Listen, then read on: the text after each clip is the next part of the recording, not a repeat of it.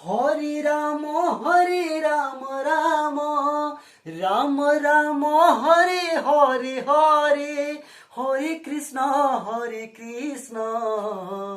कृष्ण कृष्ण हरे हरे हरे राम राम राम हरे हरे हरे कृष्ण कृष्ण कृष्ण हरे हरे। हमार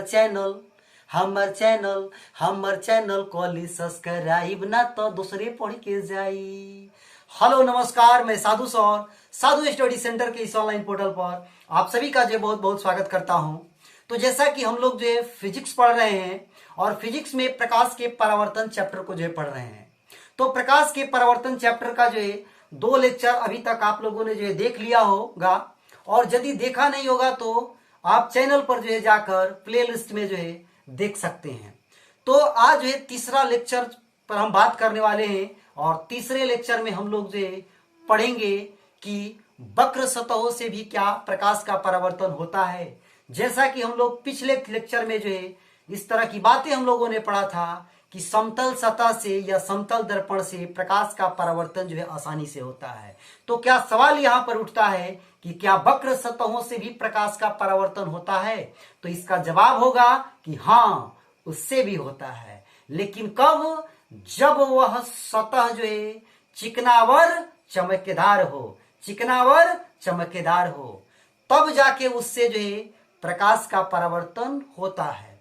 जैसे एग्जाम्पल अगर हम ले तो एक चम्मच हम लोग ले लें, एक चम्मच जो है हम लोग ले लें, जो है एक चम्मच, और एक चम्मच में जब हम लोग अपना चेहरा जो है देखें तो चम्मच की आकृति कैसी होती है? ऐसे वक्र होता है, घुमा हुआ होता है कि नहीं होता है? घुमा हुआ होता है, वक्र होता है।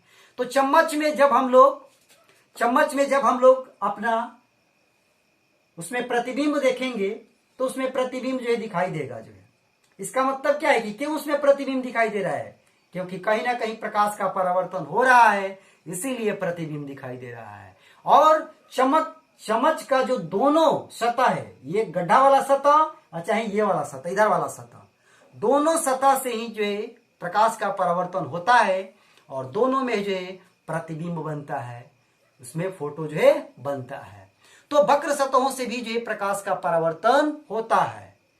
जैसे गोलीय दर्पण से जो है प्रकाश का परावर्तन होता है, वैसे जो है ये जो चम्मच है इससे भी जो है प्रकाश का परावर्तन होता है, और तब जाके उसमें जो है प्रतिबिंब दिखती है।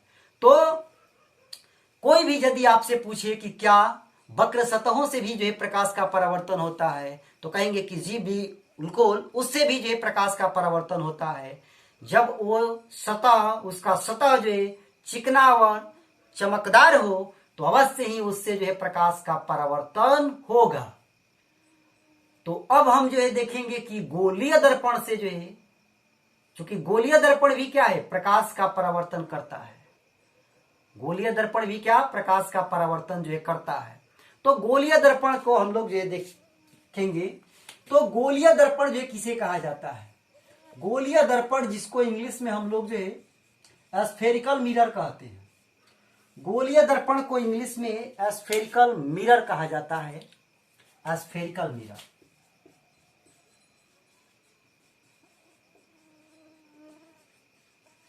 तो गोलीय दर्पण जो है किसे कहेंगे? कहेंगे गोलीय दर्पण वह दर्पण है जिसकी परावर्तक सतह किसी खोखले गोले का एक भाग होती है। क्या क्या क्या क्या? गोलीय दर्पण वह दर्पण है जिसकी परावर्तक सतह किसी खोखले गोले का एक भाग होती है, तो उसे हम लोग जो है गोलीय दर्पण कहते हैं। क्या? कोई खोखला गोला है इस प्रकार से, किसका बना हुआ? कांच का बना हुआ कोई खोखला जो है गोला है।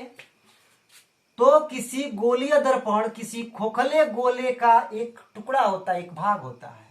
तो हमने क्या किया कि यहां से इसको मैंने काट लिया जो है, और काट के जो है ये बाहर जो है इधर हमने ऐसे कलई कर दिया, जो है ऐसे कलई कर दिया। तो ये जो कटा हुआ पार्ट इतना है, ये जो है गोलीय दर्पण जो है कहलाएगा, और ये आपका अवतल जो है दर्पण कहलाएगा। गोलीय दर्पण में ये आपका अवतल दर्पण कहलाएगा। क्योंकि गोलीय दर्पण जो है दो तरह के होते हैं, एक अवतल दर्पण होता है और दूसरा उत्तल दर्पण होता है। अवतल दर्पण को कनकेव मिरर कहते हैं इंग्लिश में, और उत्तल दर्पण को कन्वेक्स मिरर कहते हैं।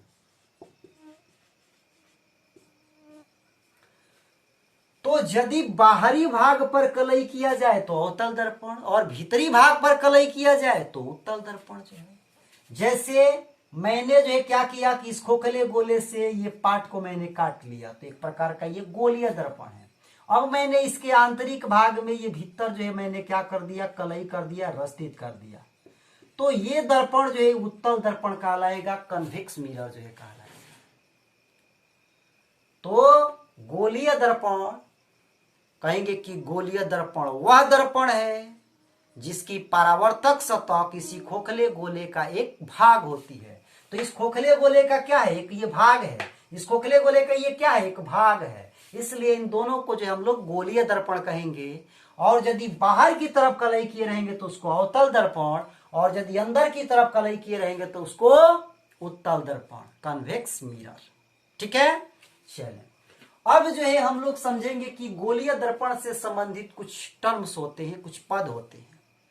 जैसे आपने सुना होगा, ध्रुव होता है, वक्रता केंद्र होता है, वक्रता त्रिज्या होता है, प्रधान अक्ष होता है, फोकस होता है, फोकस दूरी होता है। तो अब हम गोलीय दर्पण से संबंधित कुछ टर्म्स को, कुछ पद को जो है देखेंगे। गोलीय दर्पण से संबंधित कुछ पद, some terms related to spherical mirror. गोलीय दर्पण से संबंधित कुछ टर्म्स जो है, तो गोलीय दर्पण से संबंधित कुछ टर्म में जो है सबसे पहले जो है हम लोग ध्रुव की बात करेंगे जो है। तो ध्रुव किसको कहते हैं, जिसको हम लोग इंग्लिश में जो है पोल कहते हैं, पोल। और पोल को जो है पी से सूचित किया जाता है, पी से सूचित किया जाता है, पी से हम लोग उसको सूचित करते हैं।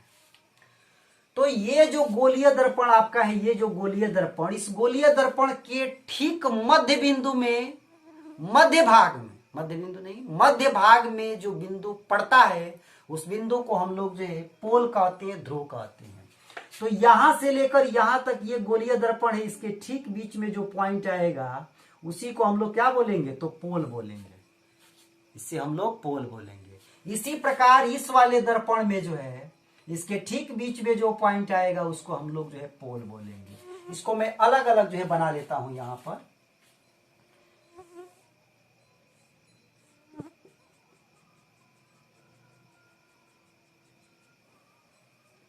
ये आपका जो है अवतल हो गया,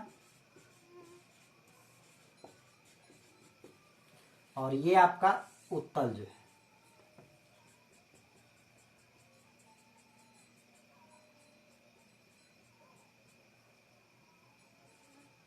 ठीक इस दर्पण के मध्य में, ठीक इस दर्पण के मध्य में क्या होगा, ध्रुव होगा, जिसको हम लोग पी से सूचित करते हैं।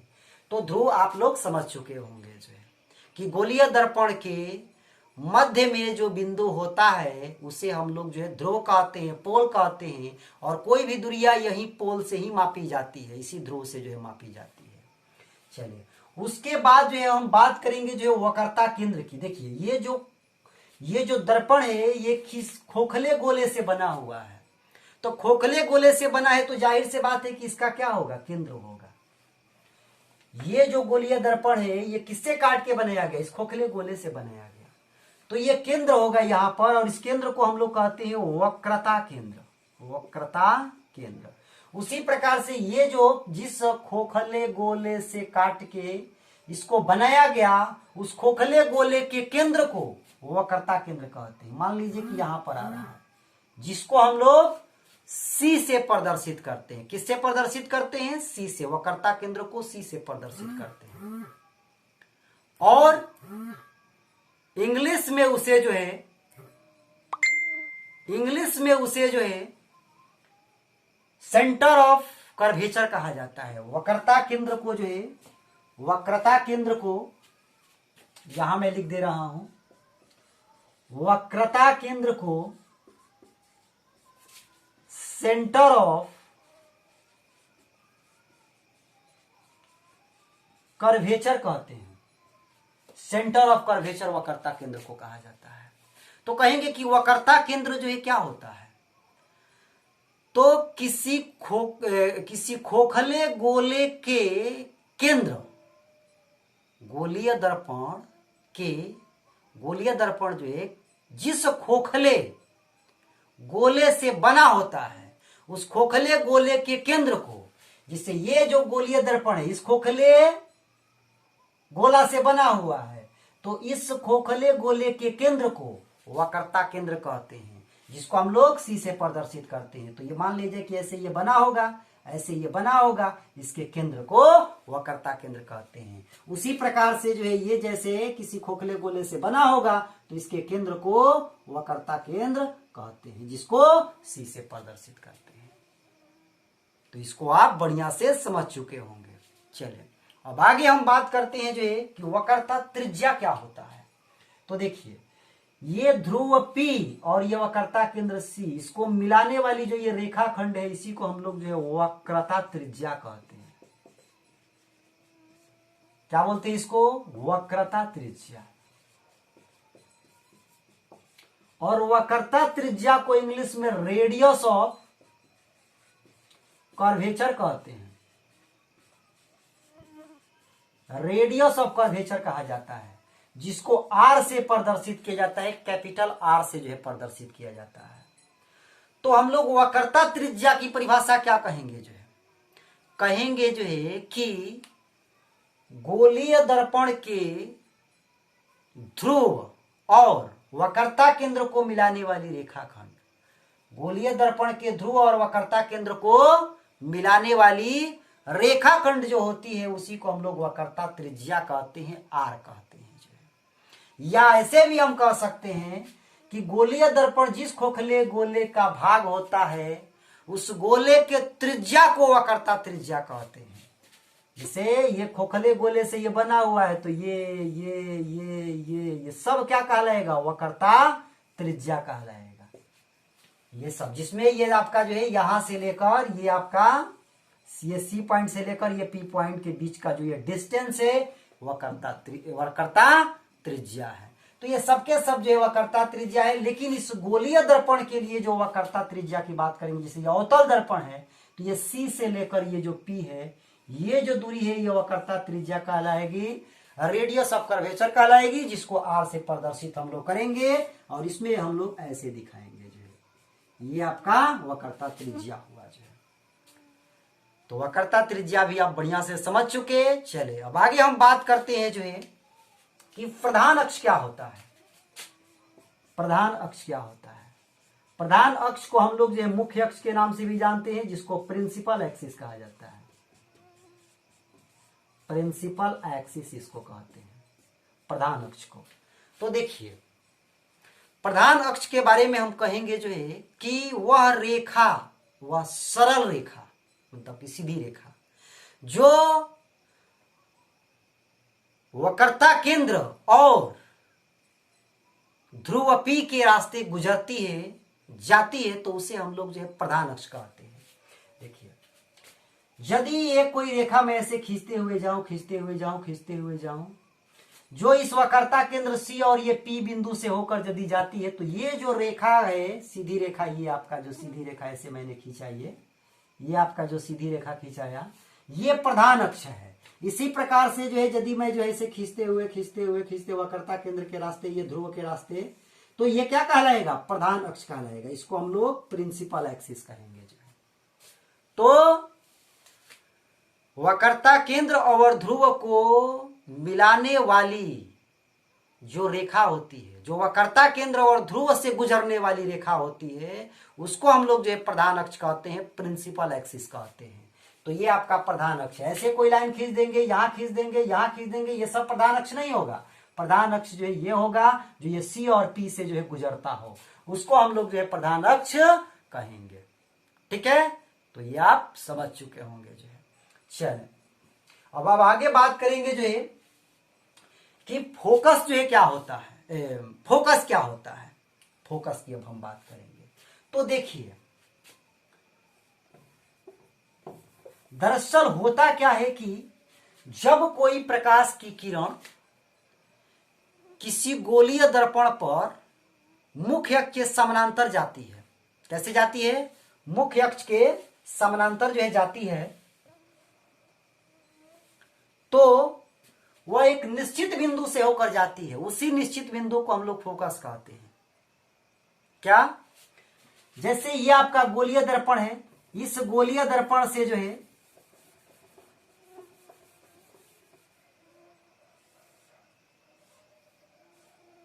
इस गोलीय दर्पण से कोई किरण जो है, प्रकाश की किरण ऐसे जो है गई, ये जो किरण है मुख्य अक्ष के समानांतर है, तो ये मुख्य अक्ष के एक निश्चित बिंदु से होकर जाएगी, मुख्य अक्ष पर स्थित एक निश्चित बिंदु से होकर जाएगी, जिस बिंदु को हम लोग जो है कहेंगे कि ये फोकस है। ये ऐसे भी यदि जाए, बस ये मुख्य अक्ष के समानांतर, ये जो मुख्य अक्ष खींचा गया है इसके समानांतर कोई भी किरण उस पे जाए तो ये प्रधान अक्ष के एक निश्चित बिंदु से ही होकर जाएगी, और उसी निश्चित बिंदु को हम लोग जो है फोकस कहते हैं। तो ये अवतल दर्पण का जो है फोकस हो गया। और उत्तल दर्पण के फोकस की अगर हम बात करेंगे तो ये मुख्य अक्ष के समानांतर किरण ऐसे जाएगी, ऐसे जाएगी, ऐसे जो है जाएगी, जाने के बाद जो है ये इधर की तरफ चली जाएगी, ये इधर की तरफ चली जाएगी, क्योंकि इस दर्पण का बनावट ही जो है ऐसा है, क्योंकि इधर तो कलई किया गया है तो छेद के तो जा नहीं सकती है। तो ऐसा प्रतीत होगा जो है कि ये जो है एक निश्चित बिंदु से आती हुई प्रतीत होगी।